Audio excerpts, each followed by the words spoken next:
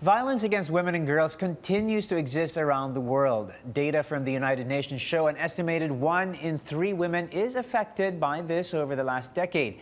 Now, what are the measures being done to address this human rights problem? Well, we commemorate the International Day for the Elimination of Violence Against Women. Joining us now live in the studio is Charisse Chang Jordan. She's the National Project Officer of UN Women's Safe and Fair Philippines. Good morning, Chang. Thank you so much for joining us. Good morning, Paolo. It's great to have you. Now, Chang, obviously this continues to be a problem. It's something that exists. It's never really gone away, and I don't know where the situation is. Is it improving? Is it really getting worse? Where are we?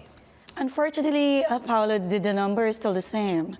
Globally, it's 1 in 3 in women. In the Philippines, it's 1 in 4 women. So if we're talking about a population of 100 million, that's about 10 million women. Right. So if you're in a family of 4 or 5 women, so isa doon naka-experience na ng violence or pang-abuso. So even during the pandemic, Paolo, in fact, the police reports showed there's 8 women raped every day, and that's during the pandemic, during the lockdown. Right. So it really is a serious problem. It continues to be a problem, and we must sort of shine the spotlight on that and unite, as the theme is. Now, the UN global theme for the Days of Activism Against Gender-Based Violence is Unite.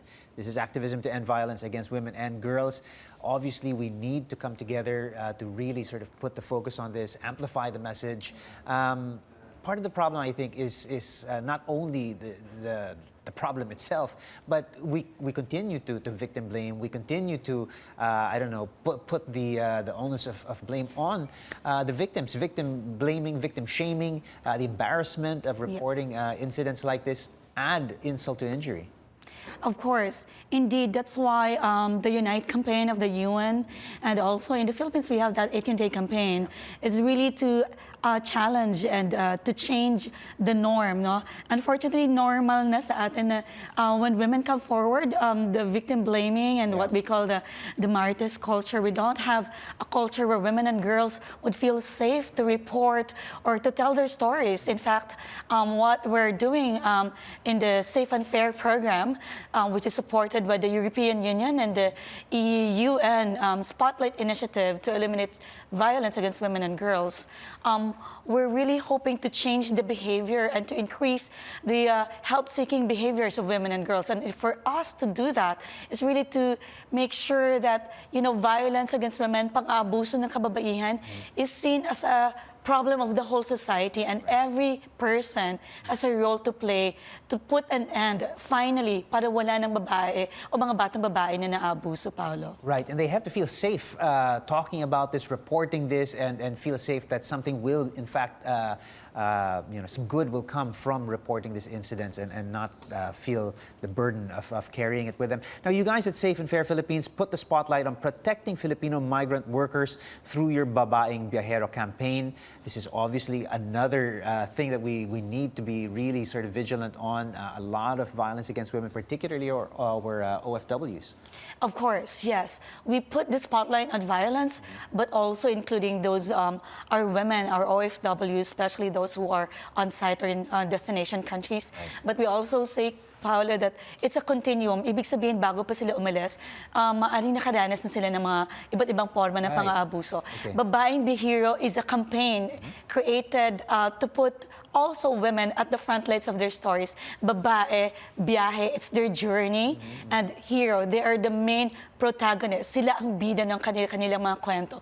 Of course, unfortunately, Paolo, I don't know if you've observed, but when there are headlines about distressed OFWs, it's usually the women who experience severe forms of abuses. And trigger warning, there's very traumatizing news and incidents like yung mga nasa kabaong, frozen, etc., committed suicide. These are women, Paolo. And so, Babaeng Biyahero, we also wanted to shift the conversation in looking at women as heroes, women as matatapang and malalakas.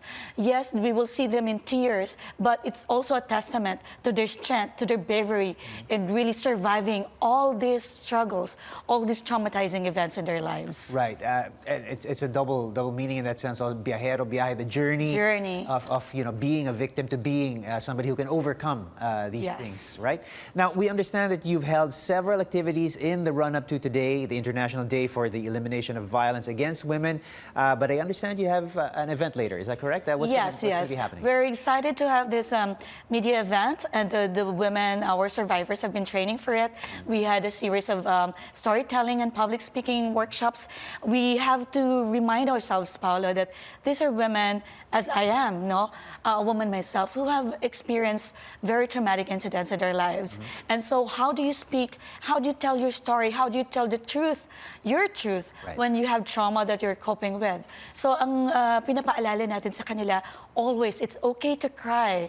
We should also challenge ourselves. Men and boys can also cry, Right. and it's I okay. do it all the time. Yeah, and it's okay, no? It's okay to tell your truth. It's okay to tell your story. It's okay to be emotional.